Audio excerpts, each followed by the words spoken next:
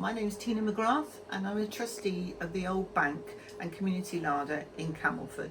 As you can see, we run community larders for people who are really struggling to feed themselves, and also fresh food fill-ups to reduce food waste on a Saturday when everybody's welcome. So we're in an old NatWest bank, and the building was deteriorating rapidly, and we were down to one functioning plug, and a lot of damp, and basically the building was falling apart.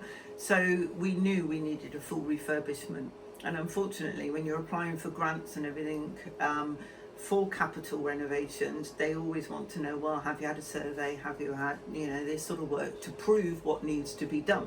So we were able to apply to the Community Capacity Fund to fund those surveys. It was really straightforward, it was really good, and plus we had lots of support from the team. If I had any queries or anything like that, I could contact them, and they were really helpful. This was our first sort of capital funding grant application, so that was a new for me. So that enabled me to learn a bit more about that type of process of what funders might want, which then enabled us to apply further for the funding to carry out the refurbishment. The Community Capacity Fund gave us £6,000, which enabled us to do the full electrical survey and the building survey.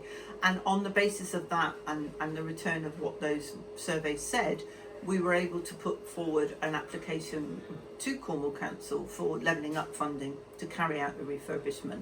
And I'm just delighted to say that we got that grant.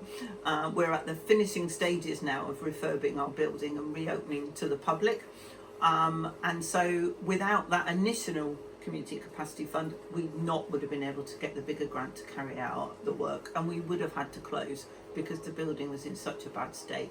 So the whole process has just been life-saving for us, and all we can say is thank you very much for all the help and support you've given us.